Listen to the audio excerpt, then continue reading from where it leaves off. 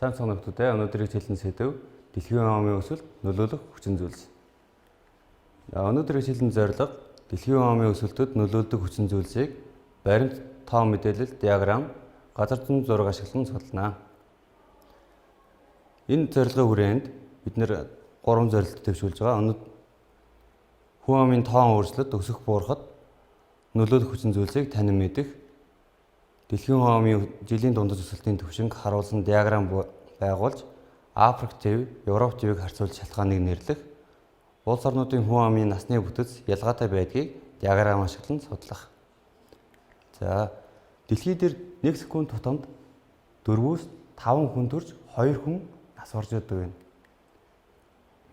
Дэлхийн хүн ам 1930 он гэхэд 2 тэрбум байсан бол 2011 он гэхэд 7 тэрбум болсон байна. Тэгвэл өнөөдрийн байдлаар дэлхий дээр 7 тэрбум 780 сая гаруй хүн амьдарч байгаа юм. Тэгвэл энэ өсөлтөд нөлөөлдөг хүчин зүйлсийг авч үзье. Дэлхийн хүн амын төрөлд тодорхой хугацаанд төрсэн хүүхдүүдийн тоо. За, тодорхой хугацаанд нас хүрсэн хүмүүсийн тоо буюу хүн амын нас баралт. Хүн ам нэг газраас нөгөө жилийн сурах үзэгдэл буюу хүн амын шилжих хөдөлгөөн.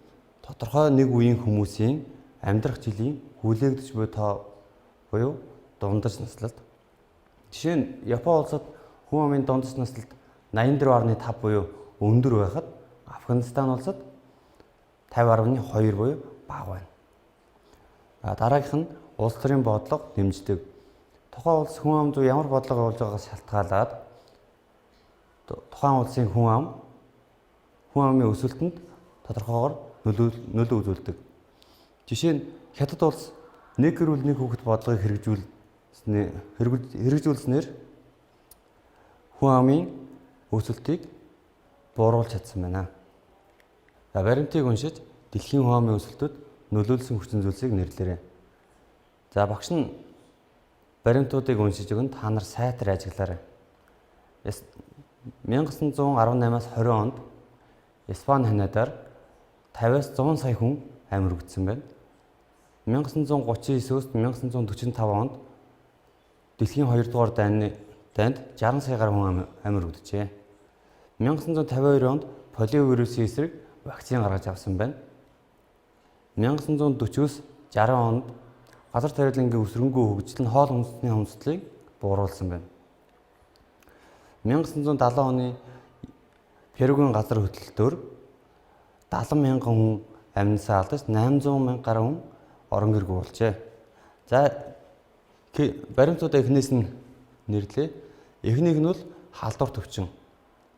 Дараагийн дэлхийн 2 дугаар дайн гэдэг нь бол мэдээж дайн. Дараагийнх нь полимелитийн өвчнийг дарсан болохоор эрүүл мэндийн салбарт гарсан хөгжил байна. За, газар тариалангийн өсрөнгөө хөгжил нь болохоор технологийн дэвшил. Дараагийнх нь Юнгаягийн газар хөдлөлт нь байгалийн гамшиг байна. Хүн амын өсөлтөд нөлөөлдөг хүчин зүйлс. За, дараагийн 3 хүчин зүйлсийг дэлгэрүүлж авч үзье. Дайн мөргөлдөөн гарч байгаа газар бол хүмүүс амнасаа алдаж тэндээс дөрвдөг байна. Байгалийн гамшигт үзэгдэл аливаа байгалийн гамшигт үзэгдэл болж байгаа газар бол хүн түүнийг таам мэдэх боломжгүй учраас эд хөрөнгө амнасаараа хохирдог байна. Халдвар төвчин тархалт.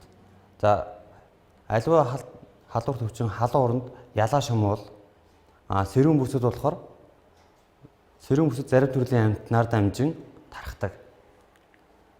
За, тэгвэл дэлхийн хүн амын өсөлтөд нөлөөлсөн хүчин зүйлсийг он тоотоор нь авч үзье. 1803 онд дэлхийн хүн ам 1 тэрбум хүрсэн. 1 тэрбум хүрэхийн тулд 50,000 жилийн хугацааг зарцуулжээ. Тэгвэл энд халдвар төвчин, өлсгөлөн, дайн тулаан зэрэг их зэрэг нөлөөлсөн. За, энэ бол хүн амын өсөлтөд сөргөөр нөлөөлдөг үзүүлэлтүүд байна.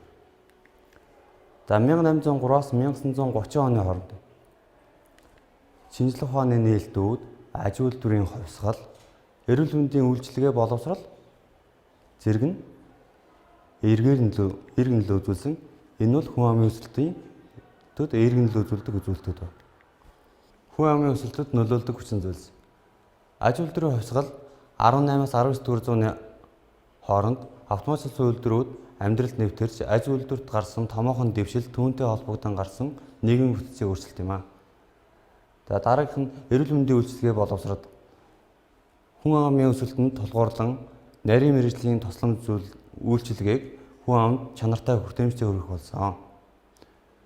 Хүн өөрийгөө аливаа өвснөөс урдсан сэргийлэх, эрүүл мэндийн шийдвэр гаргах, эрүүл мэндийн суур боловсрол нь дээшилсэн. За хүн амын өсөлтөд сөргөөр нөлөөлөлт хүчин зүйлс нь халдварт өвчин, хурдан хугацаанд тархаж олон хүнд халдварлах чадвартай өвчин. Амьтдын халдварт өвчин, бактерийн гаралтай халдварт өвчин, вирусын гаралтай халдварт өвчин, паразитын гаралтай халдварт өвчин, халуун уурны өвчин гэх мэт байдаг байна. Өлсгөл нь бол хоол ундгүй болон хоол ундаар хомс байдал, ган зуд зэрэг гай гамшигын урчгаар хоол үндэсний хомсдол бий болох. За даалгавар 1. 6-аас хүн амын дундас насталт хамгийн их болон бага байгаа твийг нэрлээрэй. За таних тэмдэг ашиглаад харахад Европ төв бол хүн амын дундас наслалтаар хамгийн өндөр байна. Яг гэвэл хүн ам нь 80-аас дээш насалдаг байна.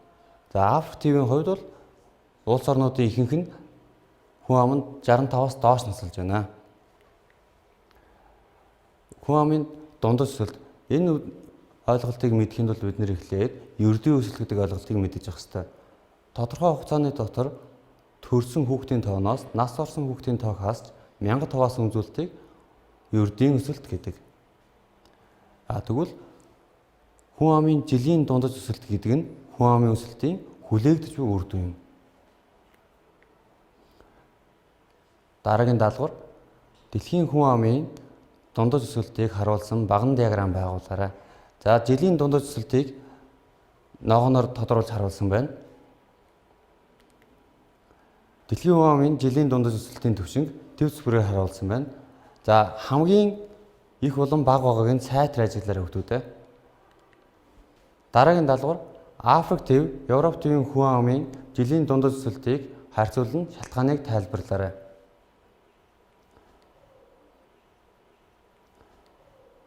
За графикаас харахад Африк төвийн улсуудад эрүүл мэндийн боловсрол хангалтгүй, эрүүл мэндийн үйлчилгээний хүртээмж бага, хоол тэжээлийн дутагдал их, боловсролын чанар доогуур учир орлого бага бөгөөд төрөлд дундаж наслалт өндөр байна.